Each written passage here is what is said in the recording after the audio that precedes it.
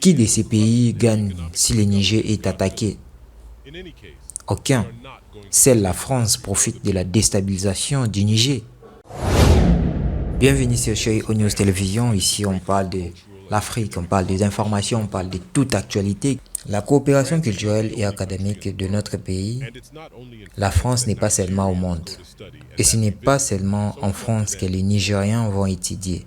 Et que nous visitons donc, c'est à eux, en ce qui concerne nos richesses, nous engageons que la gestion des richesses de notre pays est notre responsabilité. Et si Dieu le veut, les gens en bénéficieront. Car il y a des pays qui sont prêts à nous aider à exploiter nos richesses. Au nom du peuple et au nom de Dieu Tout-Puissant, et non pour un autre peuple comme la France, nous a exploités pendant plus de 50 ans. C'est fini maintenant. Du moins, pas sous notre règne. Les relations entre les peuples de nos pays sont toujours très bonnes. Il ne disparaîtra pas. Les peuples de nos pays ne sont pas en conflit, mais ce sont les politiques qui les sont.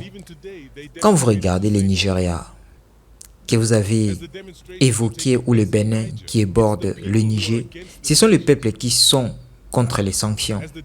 Et encore aujourd'hui, ils sont manifestés pour dire non.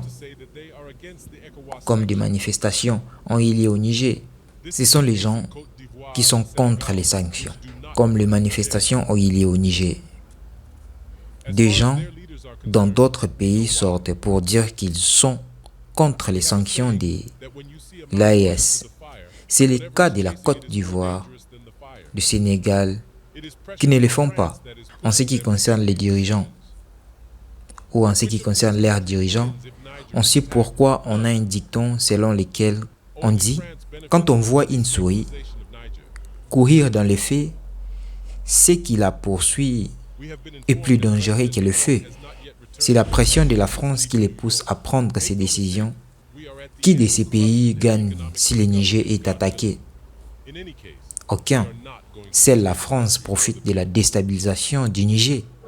Nous avons été informés que le président Macron n'est pas encore rentré dans ce pays depuis qu'il a quitté New York. Ne vous y trompez pas.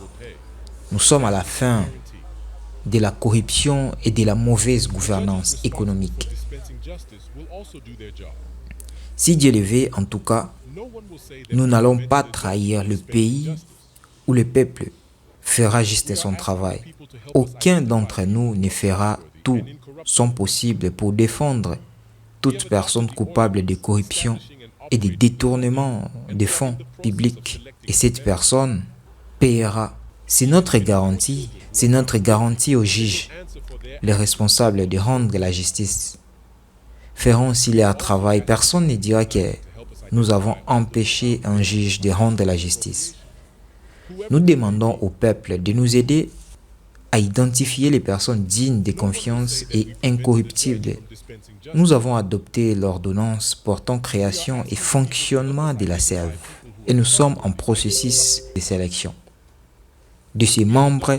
Même si c'est nos enfants qui sont reconnus coupables, ils répondront de leurs actes devant les tribunaux.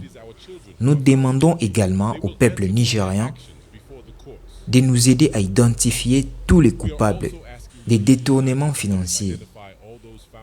Quel qu'il soit, nous sachez que cela a été notre discours franc pour aujourd'hui.